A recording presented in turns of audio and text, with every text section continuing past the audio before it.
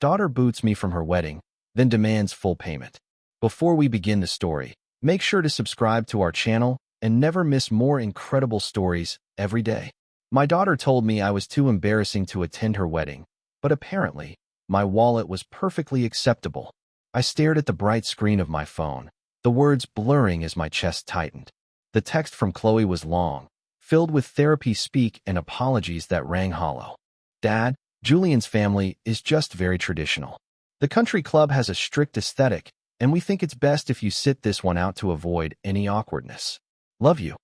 I sat at my scuffed kitchen island, my hands rough and calloused from 30 years in the construction business, trembling slightly. I had built my company from a single-used pickup truck to a multi-million-dollar enterprise. I missed birthdays and school plays because I was pouring concrete at 4 a.m. so Chloe could have the riding lessons, the private school, the pristine life I never had. And now, I didn't fit the aesthetic of the $120,000 wedding I was currently paying for. But the real kicker wasn't the text. It was the email that chimed in exactly 4 minutes later from Susan, my ex-wife and Chloe's mother. It was an urgent invoice forward. The final balances for the florist, the caterer, and the string quartet. The total? A cool $80,450. Due immediately. My own daughter had just digitally exiled me from the most important day of her life to appease her snobby fiancé, Julian, and his old money family. Yet, she had the absolute audacity to keep her hand out for the final payment. Would you pay $80,000 to be treated like a ghost? I felt a cold, hard knot form in my stomach. I looked at the framed photo of a gap-toothed 7-year-old Chloe on my fridge. That little girl was gone, replaced by a stranger obsessed with status and country club memberships. I wasn't going to just roll over and write a check for my own humiliation. I picked up the phone, ignoring Susan's frantic follow-up texts. I opened my banking app, my thumb hovering over the massive pending transfer. I realized I was about to make a decision that would detonate my entire family. To understand how we reached this point, you have to understand the dynamic Susan and I created after our divorce. We split when Chloe was 10. I took the grueling hours, building the business, paying generous alimony and child support so Susan could stay in our nice suburban home. Susan took on the role of the fun, cultured parent, constantly coddling Chloe and treating my hard-earned money like an endless natural resource. I was the ATM, Susan was the social director. I thought I was doing the right thing by providing. Instead, I accidentally funded my daughter's growing entitlement. When Chloe met Julian 3 years ago, the subtle disrespect escalated into blatant snobbery. Julian came from old money, or so he constantly reminded us. He wore loafers without socks, used summer as a verb, and looked at my work boots like they were contaminated. During our first dinner, he asked about my business. Construction, I said proudly. We just secured the new downtown plaza contract. Julian swirled his wine, a smirk playing on his lips. Manual labor. How rustic. My father always says the world needs ditch diggers, too. Chloe had just giggled, completely missing the insult, or worse, agreeing with it.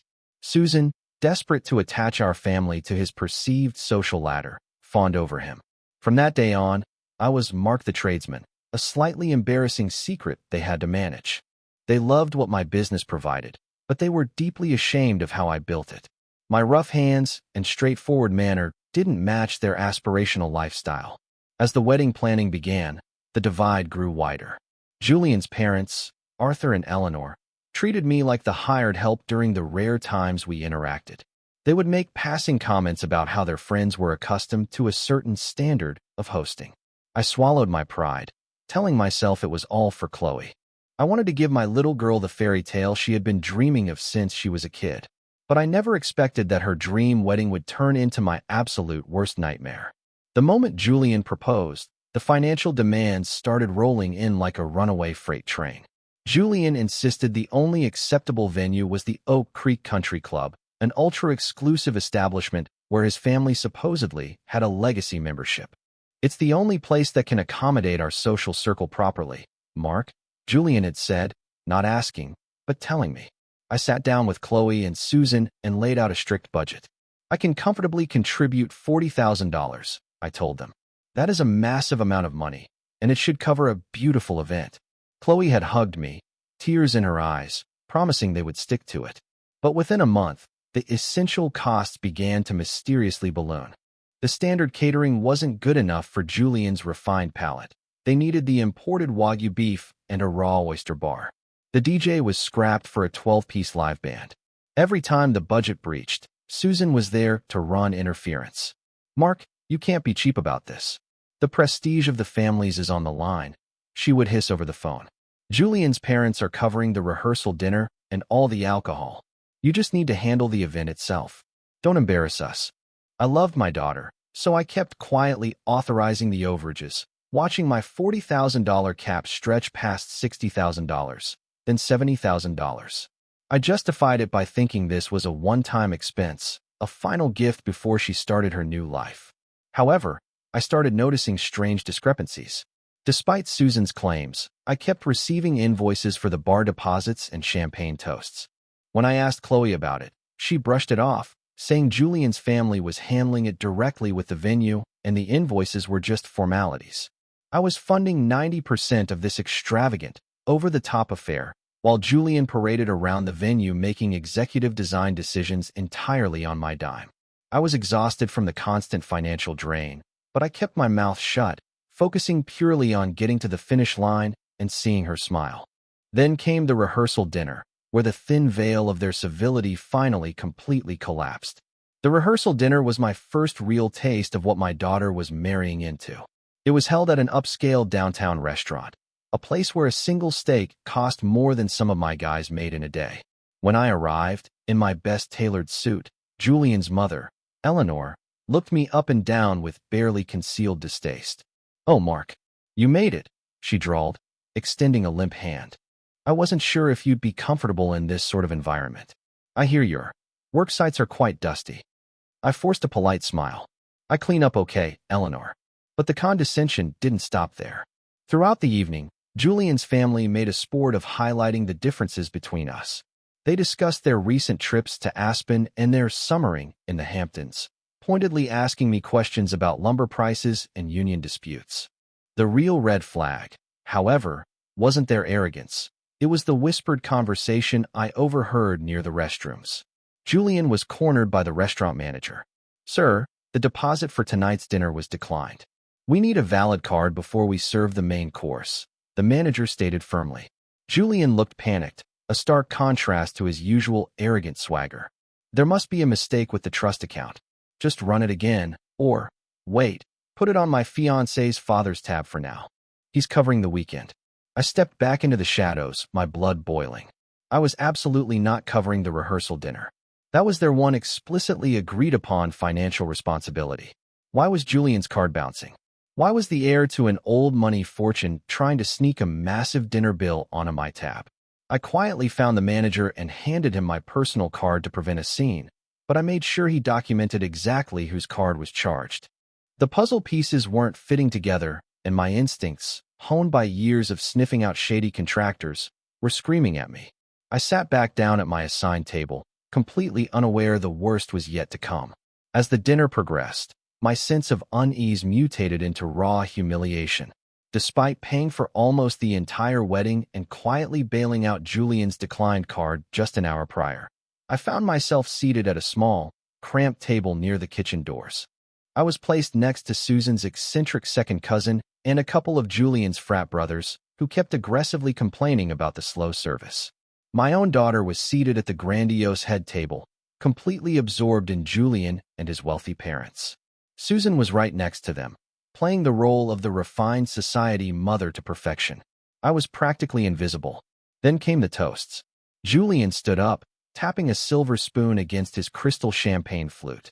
He gave a slick, charismatic speech about love and destiny, drawing laughs and applause from the room. "And of course," Julian said, his voice carrying over the crowd, "none of this weekend would be possible without the incredible generosity and impeccable taste of my parents, Arthur and Eleanor. Thank you for hosting this beautiful evening and for giving us the wedding of our dreams." My jaw locked. The wedding of their dreams? I had sunk over $75,000 into this weekend. I had worked through weekends and holidays to build the wealth they were currently drinking and eating. Yet, Julian stood there and gave all the credit to his parents. The same people whose credit card had just bounced to pay for the very appetizers his guests were currently enjoying. I looked at Chloe, expecting her to chime in, to correct him, to at least shoot me a grateful glance from across the room. Instead, she just beamed at Julian, raising her glass to Arthur and Eleanor. I felt a profound, crushing sadness. I wasn't a father to them. I was an anonymous financial backer.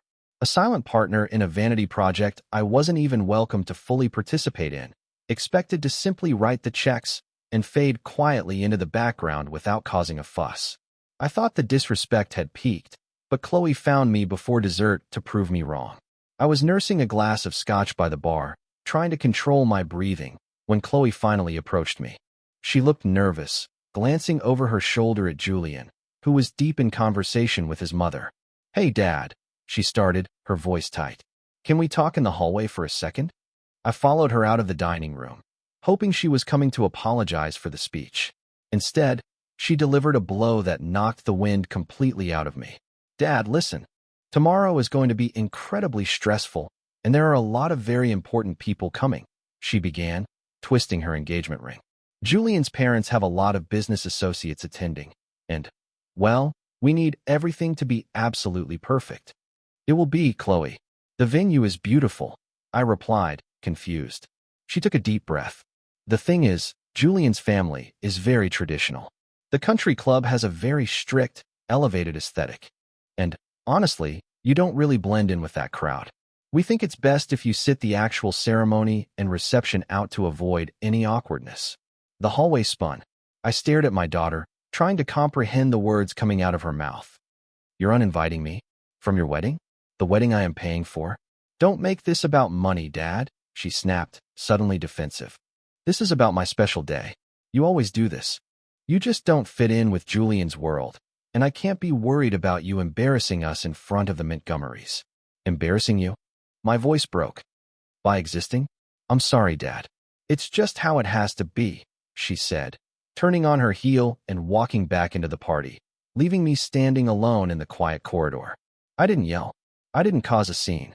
I walked out to my truck, sat in the driver's seat, and wept for the daughter I had clearly lost. I drove home convinced the nightmare was over, until my phone rang early the next morning. The next morning, the day of the wedding, I woke up feeling hollowed out. I sat in my dark living room, staring blankly at the wall, a cup of cold coffee in my hand. My suit hung uselessly in the closet. I had sacrificed my entire adult life for a child who viewed me as nothing more than an embarrassing stain on her new, upper-crust life. At 8:30 a.m., my phone shattered the silence. It was Susan. I ignored it. It rang again, and again. Finally, I answered. "What do you want, Susan?" "I'm already out of the picture, just like you all wanted," I said, my voice hoarse. "Mark, thank God." "Stop being so dramatic," Susan barked through the speaker, her voice shrill with panic. "We have a massive emergency. The country club management is threatening to lock the ballroom doors. The final vendor balances haven't cleared." "And why is that my problem?" I asked coldly. "Because you need to wire the money right now. It's $80,000, Mark. The florist, the caterer, the band. None of them will set up until the final wire hits their accounts. Julian's parents are dealing with a banking glitch, so you need to handle this immediately." The sheer audacity of the demand momentarily paralyzed me.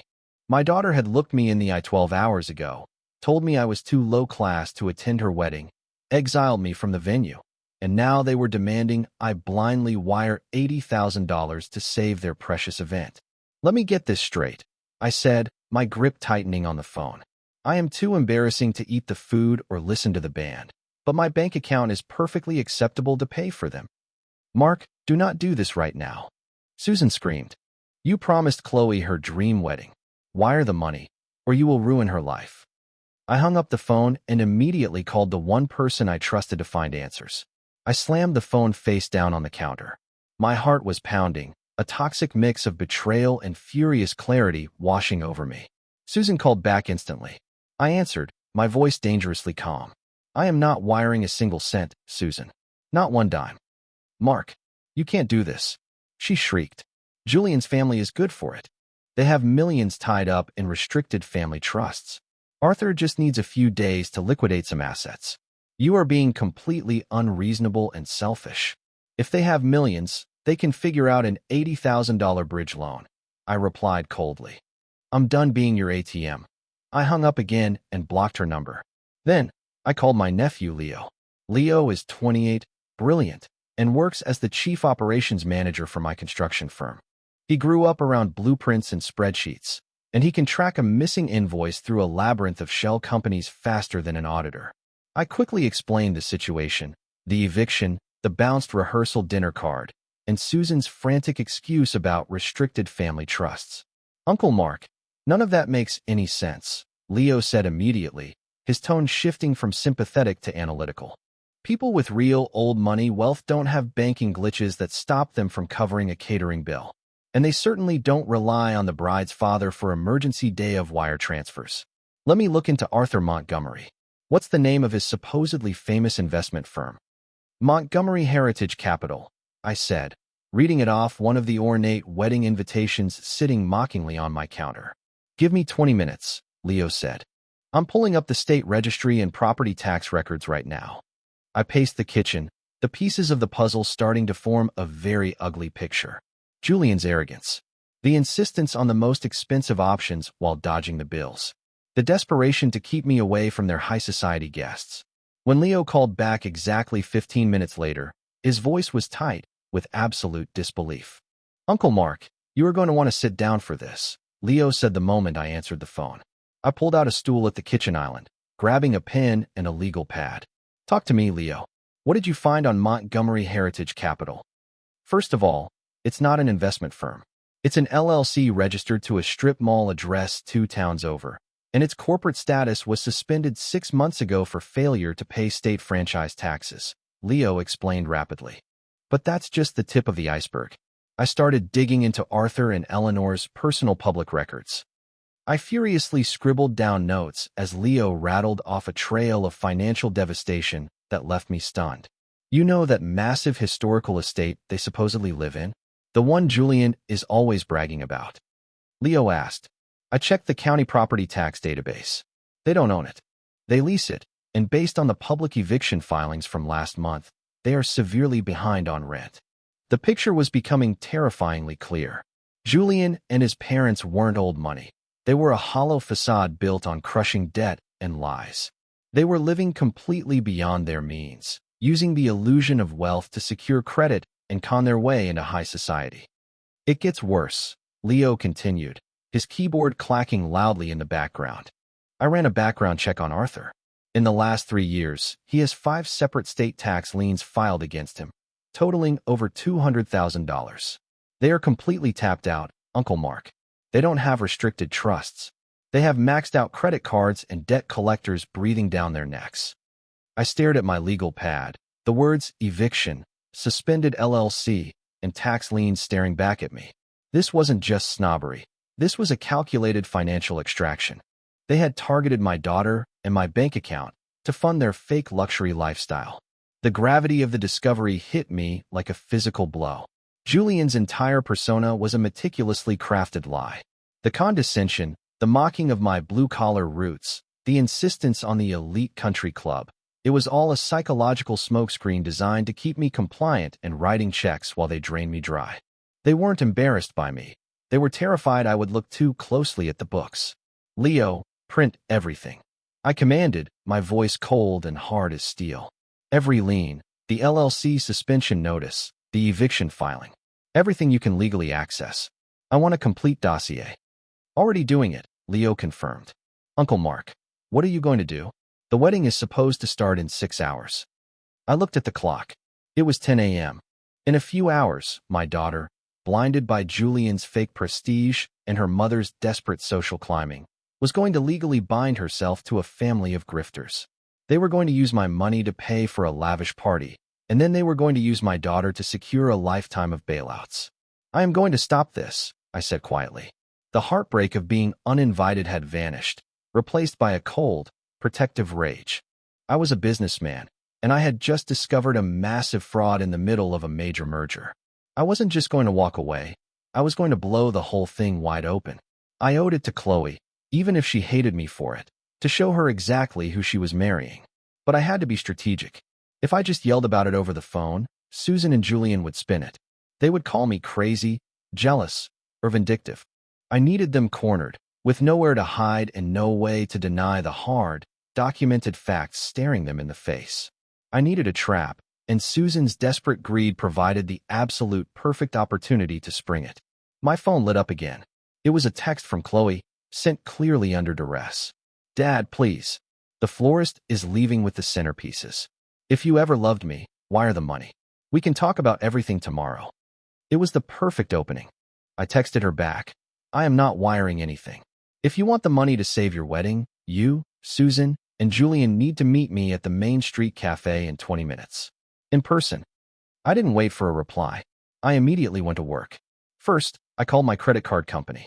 I need to place a hard freeze on all accounts and instantly revoke any pending authorizations for the Oak Creek Country Club and its associated vendors, I told the representative. With a few clicks, the financial life support for the Montgomery facade was permanently disconnected. Next, I drove to my office to meet Leo. He handed me a thick, manila folder.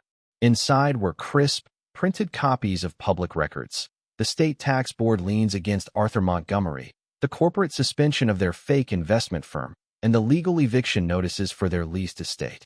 It was an irrefutable mountain of financial ruin. "This is brutal, Uncle Mark," Leo said, looking at the folder. "Are you sure you want to do this? Once you show her this, there is no going back. The fallout is going to be nuclear." "I know," I said, sliding the folder into my briefcase. "But letting her marry into a family that views her as a debt relief program would be infinitely worse. They wanted to treat me like a bank. Well, today, the bank is conducting an audit." I drove to the Main Street Cafe, my jaw set. I was about to destroy my daughter's wedding day, but I was saving her life. I walked into the crowded cafe, spotting the three of them sitting rigidly at a booth. The atmosphere at the booth was electric with tension. Susan looked completely frantic, her perfectly styled hair slightly out of place. Chloe was pale, her eyes red from crying, dressed in a silk bridal robe she had clearly worn from the salon. Julian sat next to her, attempting to maintain his arrogant posture, but his leg was bouncing with nervous energy. "Well," Susan snapped as I approached the table. "Did you bring the cashier's checks? Tell me you handled the wire transfers, Mark.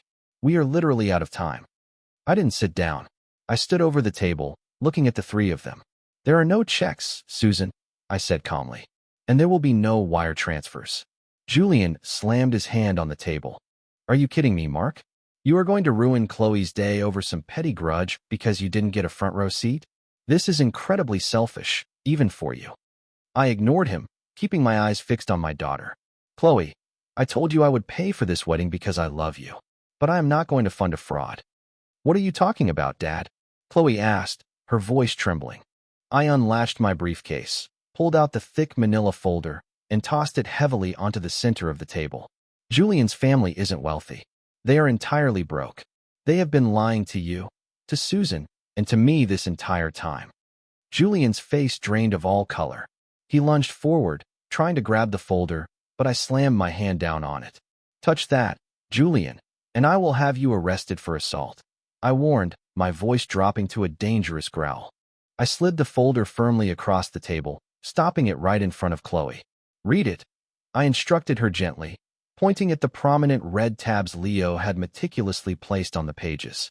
"Read exactly who you are about to legally bind yourself to today." Chloe slowly opened the cover, and the entire illusion Julian had built immediately began to shatter. Chloe stared at the first page. It was the public eviction notice for the Montgomery estate. Her eyes darted back and forth as she read the legal jargon. "Julian, what is this? It says your parents are being evicted for 6 months of unpaid rent." "It's a clerical error. A misunderstanding with the property manager," Julian stammered, his polished accent suddenly slipping. "Mark is just trying to manipulate you because he's bitter." Susan leaned over, peering at the documents. "Mark, you forged these. This is insane." "Turn to the next page, Chloe," I commanded, ignoring Susan's hysterics. Chloe flipped the page, her hands shaking. "State tax liens, over $200,000? A suspended business license?" She looked up at Julian, tears spilling over her eyelashes. "You told me your family had millions in restricted trusts. You told me you were old money. Julian's panic morphed into a vicious, defensive rage. The aristocratic mask completely fell away, revealing the desperate grifter underneath. So what? He snarled, glaring at me. My family hit a rough patch. We just needed this wedding to secure our social standing and get the creditors off our backs for a few months. Your father has more money than he knows what to do with. He builds strip malls, for God's sake. He should be honored to help elevate our family name. The entire cafe went dead silent. Chloe recoiled as if she had been slapped. The truth was out, ugly and undeniable. Julian hadn't loved her. He had targeted her as a mark. I looked at my daughter, her heart breaking in real time, and felt a profound sorrow mixed with absolute vindication. I'm cutting off all the credit cards, I said quietly. The venue, the catering, the flowers, it's all canceled. I turned around and walked out of the cafe, leaving the folder on the table. I didn't look back as the sounds of Susan screaming and Chloe sobbing echoed behind me. The fallout was swift and incredibly brutal. With my credit cards frozen and the wire transfers canceled, the vendors immediately pulled the plug. At 1 p.m., just 3 hours before the ceremony, the Oak Creek Country Club officially locked the ballroom doors. The florists loaded their centerpieces back into their vans, and the caterers packed away the Wagyu beef. Susan, in absolute hysterics, tried to salvage the day by desperately calling her friends to host a makeshift ceremony in a local public park, but the humiliation was already complete. The high society guest Julian's parents had invited arrived at the country club only to be turned away by security. The engagement didn't just end, it spectacularly imploded. Once Julian realized the Bank of Mark was permanently closed, his true colors flared even brighter. He didn't comfort Chloe, he blamed her. He sent her a barrage of vicious texts, furious that she couldn't control her cheapskate father, and accusing her of ruining his family's reputation. Arthur and Eleanor Montgomery disappeared entirely, ghosting Susan's calls and leaving town to avoid the sudden influx of angry creditors who had been tipped off by the canceled wedding. Chloe was left utterly devastated, her dream wedding reduced to ashes, her fiancé exposed as a con artist, and her social climbing mother in a state of shock. For weeks, I didn't hear a word from either of them. I went to work, focused on my projects, and let the silence settle. I had protected my assets and exposed a fraud, but it came at a terrible cost. I had watched my daughter's heart break, and I was the one who had to deliver the blow. I spent my evenings sitting on my porch, wondering if she would ever forgive me, or if my drastic actions had permanently severed the only family I had left. 2 months of complete silence passed before I finally found her standing nervously on my porch. When Chloe finally came to see me, she looked exhausted. The entitlement and the country club arrogance were completely gone, replaced by a quiet, deep humility. She sat at my kitchen island, the same spot where I had read her text uninviting me, and she finally apologized. She apologized for the snobbery, for taking my hard work for granted, and for letting Julian and Susan convince her that my blue-collar roots were something to be ashamed of. You saved me, Dad, she whispered, looking at her bare ring finger. I was going to marry a monster because I cared more about an aesthetic than the truth. We are slowly rebuilding our relationship, but it is fundamentally changed. The days of me acting as an unconditional ATM are over. I still love my daughter fiercely, but I have instituted rigid, unbreakable financial boundaries. Unconditional love does not require unconditional funding. I learned the hard way that you cannot buy respect, and you certainly cannot purchase character. To any parents out there who are draining their own life savings to fund their children's extravagant lifestyles, hear this.